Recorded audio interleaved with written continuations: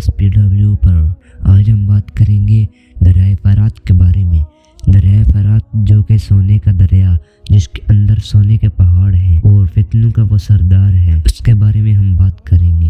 یہ نبی کریم صلی اللہ علیہ وسلم نے اس کے بارے میں کیا فرمایا اور کیا واقعی اس کا پانی کم ہو رہا ہے، یہ سب حقیقتیں جاننے کے لیے ویڈیو میں آخر تک جڑے رہیں، اور امید ہے کہ آپ کو یہ ویڈیو اچھی لگے گی۔ تو کوئی بھی ویڈیو چھوڑ کے نہ جانا، پوری ویڈیو دیکھنا، اور شروع کرتے ہیں آپ۔ دریائے فرات جو کہ اسلام کے تاریخ میں سب سے زیادہ اس کا ذکر آیا ہے، حضرت آدم سے لے کر نبی کریم صلی اللہ علیہ وسلم تک ہر دور میں اس کا ذکر رہا ہے، اور یہ فتنوں کا سردار، تمام فتنوں کا یہ سردار ہے اور قیامت کی سب سے بڑی نشانی ہے۔ اور لیکن اس سے سب سے بڑی، سب سے خوفناک حقیقت قیامت کی نشانی ہے۔ ہمارے پیارے نبی نے صاف الفاظ میں ہمیں خبردار کر دیا تھا۔ نبی کریم صلی اللہ علیہ وسلم نے فرمایا، ان قریب فرات سے سونے کا ایک پہاڑ ظاہر ہوگا، لہذا جو شخص اس وقت موجود ہو تو اس میں سے کچھ نہ لے۔ صحیح بخاری کی یہ حدیث ہے۔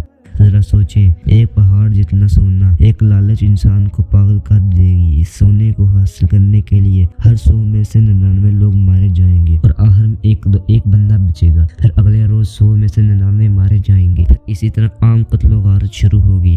یہ دنیا کی سب سے بڑی آزمائش و فتنہ ہے۔ یہ سونا نہیں، یہ تو سب سے بڑا فتنہ ہوگا۔ اب سوال یہ ہے، کیا یہ نشانی ظاہر ہو چکی ہے؟ آج ماہرین بھی بتا رہے ہیں کہ فرات کا پانی تیزی سے خشک ہو رہا ہے۔ قدیم آثار، شاید بابل کا علاقہ ہے جسے انگلش میں بابلون کہتے ہیں، پانی کے کم ہونے کے اثرات ظاہر ہو رہے ہیں۔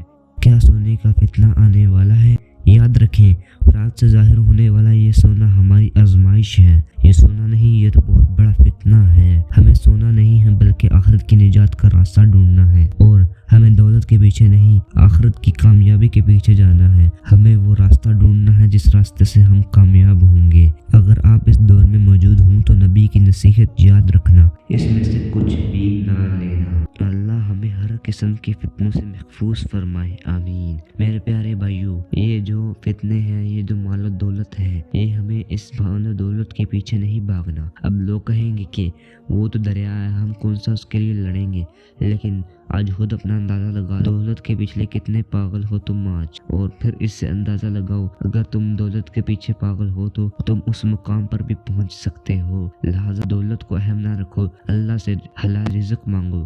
اور ایک پیارے بھائی نے کیا اچھی بات کہی ہے، یہ آپ کو ویڈیو بتاتا ہوں، اس سے میرے ایمان کو تو تازگی ملی، آپ بھی یہ سنیں۔ اللہ کو جب بھی مانگو، رزق نہ مانگو، اللہ سے صحت مانگو، اور آگے والا حصہ جو ہے نا، آگے والا معاملہ وہ اللہ سے مانگو کہ یا اللہ میرے اوپر پیارے اللہ راضی ہو جانا، ناراض نہ ہونا۔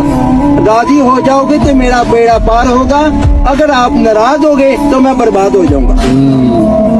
اللہ کا راضی ہونا بہت ضروری ہے، بس۔